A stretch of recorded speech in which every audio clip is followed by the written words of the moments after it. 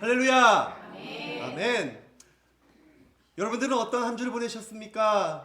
여러분들의 한 주 가운데 하나님의 건강한 은혜가 또한 보통의 감사가 여전히 고백되어지셨길 주님의 이름으로 간절히 축복드립니다.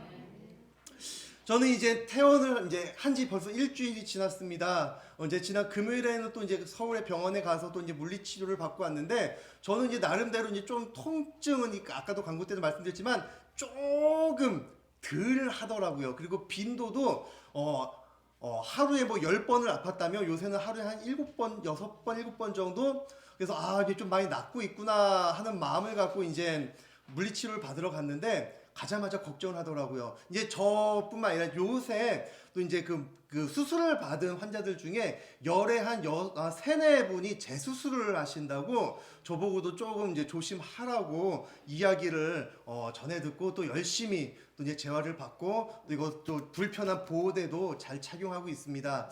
근데 사람이요 진짜 약은 게요 너무 불편하잖아요.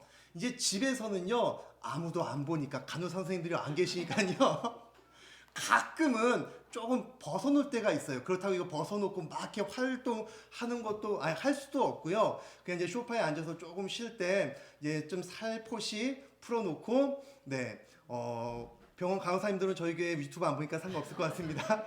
그냥 이제 소파에 이제 천천히 얹어 놓습니다. 근데 이제 TV를 보거나 책을 보거나 이제 쉴 때 물을 마시고 싶을 때 다시 이거를 막 착용하기가 되게 번거로워요. 근데 뭐 저희 집이 그렇게 넓어서 막 자전거 타고 그렇게 가는 거리도 아니기 때문에 그냥 이제 좀 잠깐 왔다 갔다 하는 거리이기 때문에 다시 이거를 착용하지 않고 그냥 보호대로 없이 이동을 합니다. 근데 그때 어떻게 이동하냐면 이렇게 신주단지 보시듯 왼팔로요 오른팔을 이렇게 모시고 가요. 왜 그러냐면 힘이 들어가지 않기 때문에. 그렇다고 얘를 방치해 놓고 덜렁덜렁 가면은 또 위험하기 때문에 이렇게 딱 모시고 가서 그 의자에다가 팔을 또 살포시 얹어다 놓고 물을 따르고 다시 마신 다음에 다시 얹어서 다시 굉장히 오른손이 굉장히 호강하고 있어요. 호강이란 표현을 했지만 굉장히 불편합니다. 지난 추수감사절 때였나요? 그냥 우리가 보통의 삶을 살아가고 있다라는 게 얼마나 감사하다라는 것인지 함께 우리가 말씀을 통해 나누었는데, 정말로 있는 모습 그대로 자연스럽게 살아간다라는 것, 그것이 얼마나 기쁨이 되고 감사가 되는지 깨닫게 되어지는 그러한 한 주가 되었던 것 같습니다. 그러면서 우리나라 말 중에 순리대로 살아가라, 순리대로 해 라는 이야기 많이들 아실 것입니다. 여러분, 순리가 무엇입니까? 사전적인 의미로는요 도덕적 이치에 맞게 따르는 것.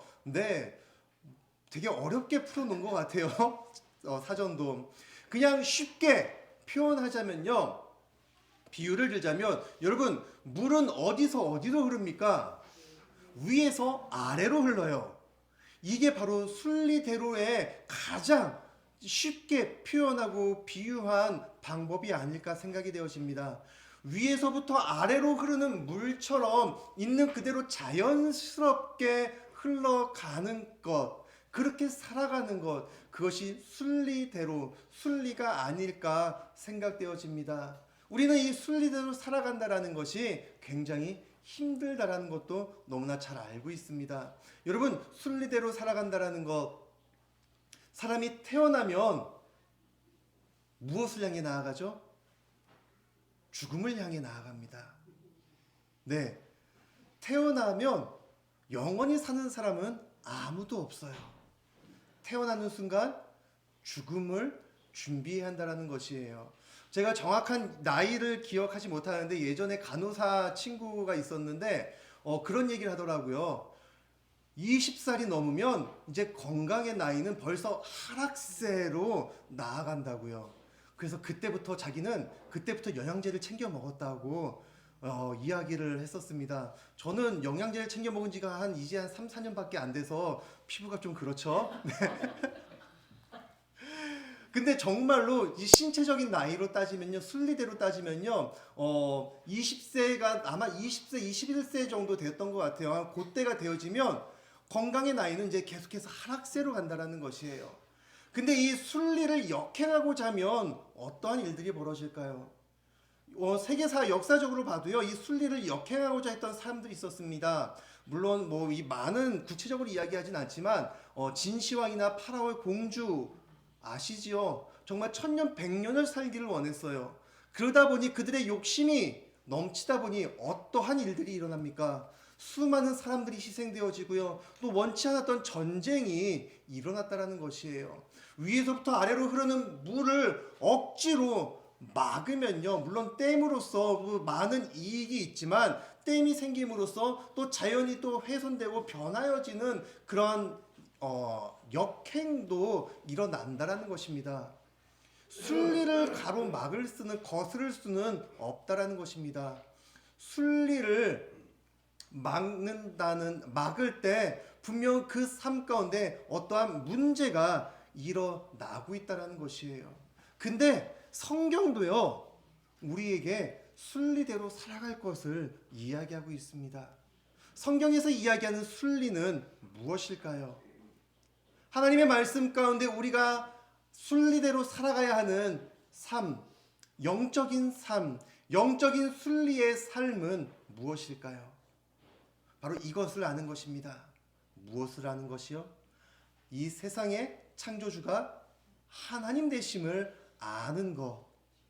하나님이 나의 주인이시며 나의 삶은 하나님 아래, 하나님의 지배 가운데 있는 것을 깨닫고 살아가는 것. 이것이 영적인 순리의 삶이 아닐까 생각되어집니다. 그렇다면 여러분들이 생각하시는 영적 순리의 삶은 무엇이 있을까요? 물론 이것에 대해서 깊게 생각해 보신 적은 아마 없으실 것입니다. 하지만 여러분 생각해 보시길 바랍니다. 잠깐 생각해 보세요. 내가 교회를 다님으로 나에게 얻어지는 유익이 무엇일까? 나에게 어떠한 순리가, 어떠한 선함이 나타나게 되어질까? 한번 생각해 보시길 바랍니다. 혹시 어떠한 사람들은요, 이러한 생각을 갖고 살아가는 사람들도 있다는 것이에요. 이것이 정말로 성경의 복이라고 생각하는 사람, 이것이 순리라고 생각하는 사람들이 있습니다. 무엇이냐면요, 헌금을 하면 복 받는다, 기도하면 무조건 병이 낫는다, 기도하면 자녀들이 무조건 좋은 곳에 취직하고 잘 된다, 교회 다니면 무조건 잘 살고 잘 난다 라는 생각, 여러분 해보신 적 있으십니까? 물론 이것이 틀렸다 잘못됐다라는 얘기는 아닙니다. 아니 교회 다니고 기도하고 헌금하면 잘 돼야죠. 그래야 교회 다닐 맛이 나죠. 그렇지 않나요? 그렇게 열심히 교회를 다니고 예배를 드리고 또 기도를 하고 또 헌금을 하는데 맨날 지질이 궁상맞게 살아간다면, 죄송합니다 이런 표현을 해서, 어떻게 교회 다닐 맛이 나겠습니까? 근데 성경은요, 하나님은요, 교회 다닌다고 부자가 되어지고요, 기도를 열심히 한다고 건강해지고요, 헌금을 많이 한다고 부자가 된다라고 결코 이야기하지 않으세요. 부자가 되고 싶으면 전도해라, 건강해지고 싶으면 기도해라 라고 말씀하지 않으신다고요. 우리가 기도해야 하는 목적, 헌금을 하는 이유, 예배, 교회에 나와야 하는 이유가 무엇입니까? 하나님의 뜻을 알기 위함입니다. 우리의 예배의 방향은요, 내 자녀가 잘 되는 것, 내 가정이 화목한 것, 우리 교회가 더욱더 크게 부흥하는 것, 그것이 목적이 되어지는 것이 아니라 하나님의 말씀이 우리의 삶 가운데 뼛속 깊이, 아니 우리의 삶을 지배하는 것이 우리의 삶의, 우리의 예배의 목적이 되어져야 한다는 것입니다.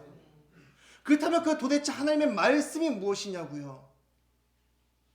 예수님께서 말씀하셨죠? 서로 사랑하라. 이것이 우리가 예배하는 우리의 기도의 방향과 목적이 되어야 한다는 것이에요. 아무리 우리가 잘 먹고 잘 살고 부자가 된들 서로 사랑하지 못하면 그 가정에 금이 가고 분열이 생기고, 이웃 간에 서로 시기하고 질투하고 서로 칼날을 들이밀며 불안한 가운데 사는 것이 무슨 유익이 되어집니까? 하나님은요, 우리가 서로 사랑할 것을 이야기하고 계시다라는 것이에요. 하나가 되라고 말씀하고 계십니다. 근데 이런 하나님의 말씀 가운데서 유독 창세기에서는 하나님께서 좀 이건 아닌데 싶은 것을 이야기하십니다. 우리 지난주에 약간 유산에 대한 이야기 잠깐 했죠. 유언하기 위해서 가장 먼저 누구를 부른다고요? 첫째를 불러요. 물론 다 함께 부를 수도 있지만 굳이 순서를 따지면 첫째, 둘째, 셋째 이렇게 순으로 불러서 유언을 또 하고요, 축복을 또 하고요, 또 재산 분할도 하게 되어집니다. 근데 지난주에도 말씀을 드렸지만 유독 창세기에서만큼은요, 그 순서가 계속해서 뒤바뀌고 있다고요. 이제 지난주에 형제와 조카들 사이는 이제 좀 건너뛰고요. 이제 오늘 본문을 읽지 않았지만 지난주에 본문을 읽었던 48장 1절 말씀을 보시겠습니다. 이 일 후에 어떤 사람이 요셉에게 말하기를 내 아버지가 병들었다 하므로 그가 곧 두 아들 므낫세와 에브라임과 함께 이르니. 누가 먼저 나아가고 있습니까? 요셉이 므낫셋을 먼저 이끌고 그 차남 에브라임을 데리고 가고 있다는 것이에요. 장남인 므낫셋 그리고 차남인 에브라임 순서가 있다라는 것이지요. 하지만 오늘 마지막 20절 말씀을 보실까요? 20절 말씀, 그날에 그들에게 축복하여 이르되 이스라엘이 너로 말미암아 축복하기를 하나님이 내게 에브라임 같고 므낫셋 같게 하시리라 하며 에브라임을 므낫셋보다 앞세웠더라. 순서가 바뀌게 되어집니다. 근데 이 이야기가 순서가 첫째와 둘째 순서가 바뀌는 이야기가요, 마지막 48장에만 들어져 있는 것이 아니라요, 창세기 처음부터 드러나고 있다고요. 가인과 아벨의 이야기 속에서, 또한 에서와 야곱의 이야기, 또한 유다의 쌍둥이 아들 베레스와 세라의 이야기 기억나시나요? 쌍둥이를 이제 잉태하는 출산하는데요, 처음 첫째 손이 나왔습니다. 그래서 그 손에 빨간 줄을 묶었더니 다시 쏙 들어가더니 애가 태어났는데 빨간 줄이 아닌 그냥 맨 손이 나왔어요. 둘째가 먼저 나왔다라는 거죠. 장남 목사가 전하는 말씀 가운데 너무 불편한 말씀이에요. 난 장남인데, 난 첫째인데 왜 성경은 자꾸 첫째가 아닌 둘째가 더 잘 된다고. 저희 둘째 사모인 뒤에서 씩 웃고 있네요. 우리 사모는 둘째거든요. 굉장히 불편한 말씀이에요. 아니, 난 어려서부터 장손으로 정말 고모들의 사랑을 정말 듬뿍 받고 자랐습니다. 네, 명절 때가 아니더라도 이제 고모 댁 방문하면요, 조기를 구워주시면 생선 대가리는 동생한테 주고요, 몸통은 저한테. 저는 기억도 안 나는데 동생이 그 얘기를 가끔 하더라고요. 그런 거 따지고 있어. 그렇게 사랑을 받던 아들 첫째 장남의 입장에서는요, 굉장히 조금 전하기 불편한 말씀이 아닐까 생각되어집니다. 근데 이게 벌써 4번이나 창세기에서 4번이나 반복되어지고 있다고요. 첫째가 먼저고 둘째가 그 다음이 아니라 그 순서가 바뀌고 있다라는 것, 작은 자가 큰 자를 섬긴다라는 것, 죄송합니다. 큰 자가 작은 자를 섬긴다라는 것, 입에 뱉나 봐요. 그 이야기가 4번이나 나온다라는 것은 무슨 의도가 있고요, 전달하고자 하는 메시지가 있다라는 것이죠. 그렇다면 성경은요, 무엇을 전달하고자 할까요? 그 순서가 바뀌는 이야기 가운데 이제 드디어 오늘 마지막 결론적인 이야기가 펼쳐지고 있다는 것입니다. 자, 오늘 본문을 보시면요, 10절 말씀, 이스라엘이 눈이 나이로 말미암아 어두워서 보지 못하더라. 이스라엘이, 야곱이요, 그냥 눈이 침침해서 돋보기를 끼면 좀 보일 정도가 아니라요, 이제 나이가 들어서요, 아예 앞이 보이지 않는다라는 것이에요. 이제 정말로 죽을 날이 기덕이 다했다라는 것이죠. 이제 그 소식을 들은 요셉이요, 이제 자신의 아들들을 축복받기 위해 자리로 나아갔다는 것입니다. 근데 요셉이 얼마나 센시티브한지, 얼마나 세심하냐면요, 여러분, 오른손, 왼손, 영어로도요, 오른은요, right입니다. right는요, 또 다른 오른쪽이라는 뜻도 있지만, 옳다라는 뜻이 있어요. 한글도 옳다, 올바르다. 오른손.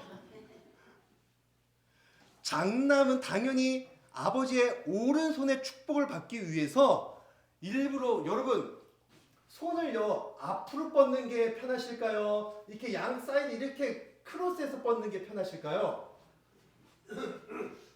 그냥 앞으로 일직선으로 뻗는 게 편하시지요? 요셉이요, 그것까지 생각을 한 거예요. 기력이 없는 아버지가 요 팔도 꺾는 것도 힘들어 하실까봐 아버지 오른편에, 오른손 방향에 장남인 므낫세를 세우고요. 그리고 차남인 에브라임을 왼손편에 세웠다는 것입니다. 원래 요셉의 입장에서는 오른편에 므낫셋을, 왼편에 에브라임을 세워야 하지만 아버지 축복 기도를 해줄 아버지의 편의를 생각하면서 그 자리 자체도 바꾸어서 올려가는 그러한 세심함이 여기서도 드러나고 있다는 것이에요. 근데 야곱은 축복할 때 어떻게 축복을 합니까? 눈이 보이지 않는 그 이스라엘이요, 그냥 손만 뻗어서 그 손자들의 머리 위에 손을 얹고 축복하면 됨에도 불구하고 보이지 않는 야곱이 구태여 힘을 들여서 손을 크로스해서 역행을 하고 있다는 것이에요. 억지스럽게 아들이 편하게 올려준 대로 그대로 손을 뻗어서 축복하는 것이 아니라 억지스럽게 손을 크로스하면서 축복을 하고 있다는 것이죠.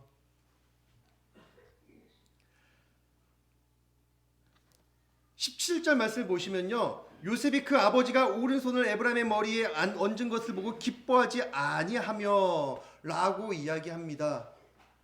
한글 성경에서는 기뻐하지 아니하였다라고 이야기 좀 순화적으로 표현하였지만 원어 헬라어 성경, 히브리어 성경에서는요, 이것을 악하게 봤다라고 표현을 하고 있어요. 장남과 차남의 순서가 바뀌는 것은 결코 좋지 않다라는 것이에요.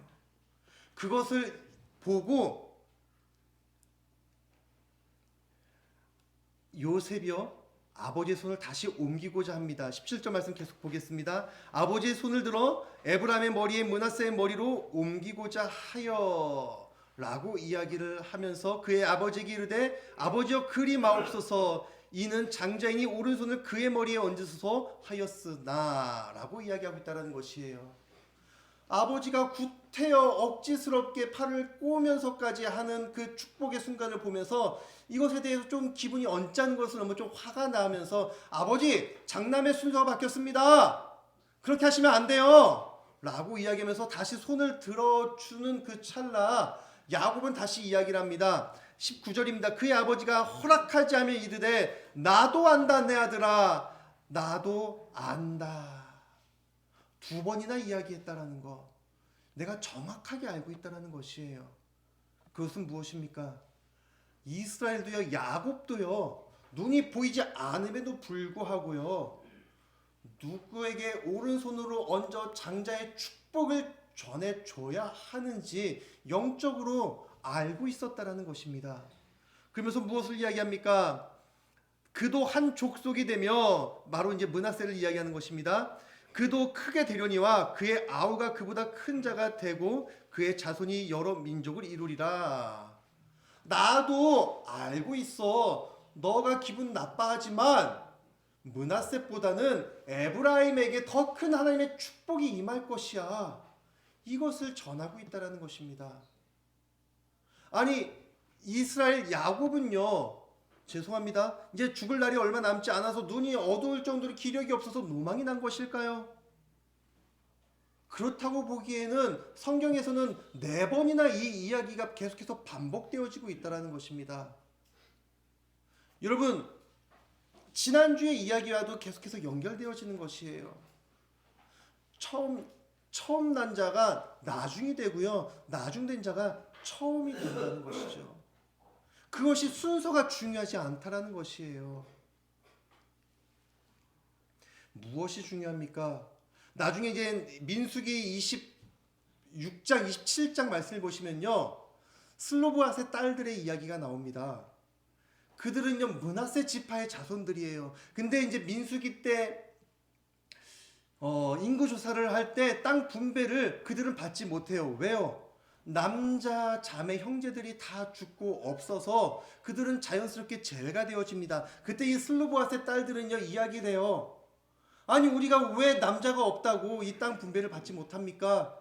우리에게는 하나님 나라를 향한 소망이 있습니다. 이 이야기를 합니다.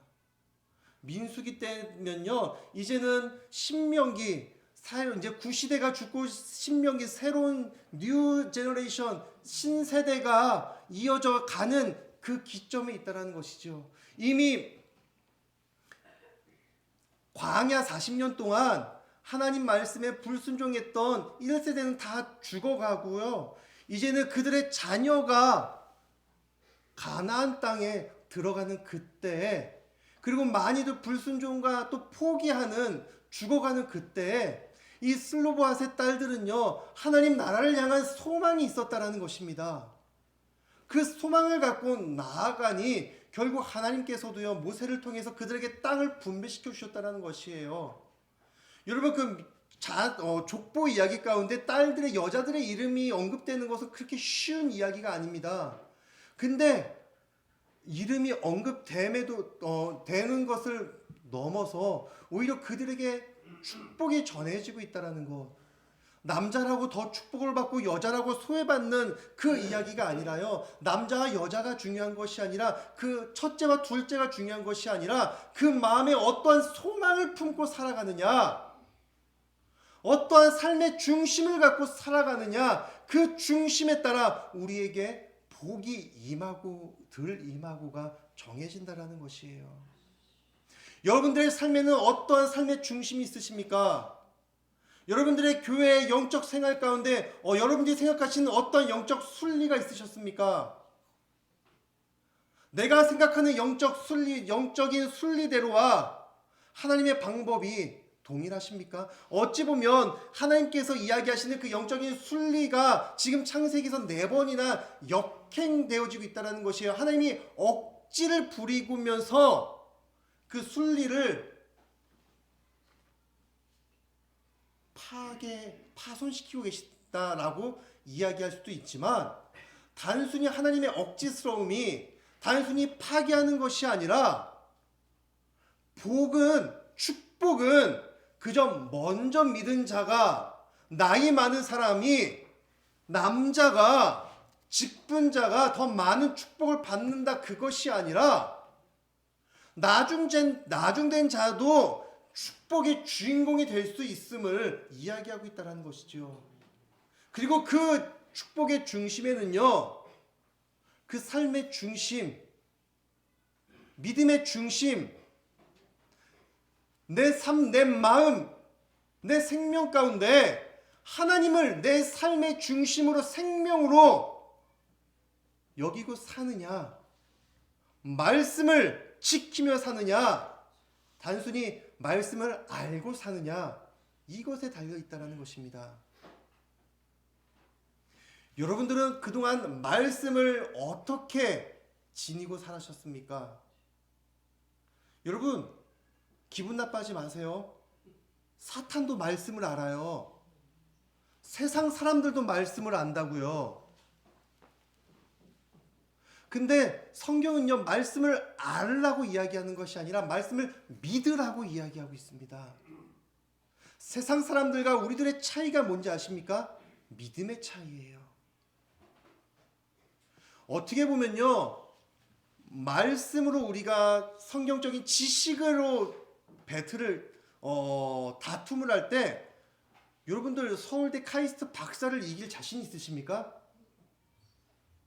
그들 중에도요, 예수님을 알지는 못하면서도요, 단순히 학문적으로 지식적으로는 성경을 수십 번 읽으면서 지식적으로 오류를 이야기하는 사람들도 있다고요.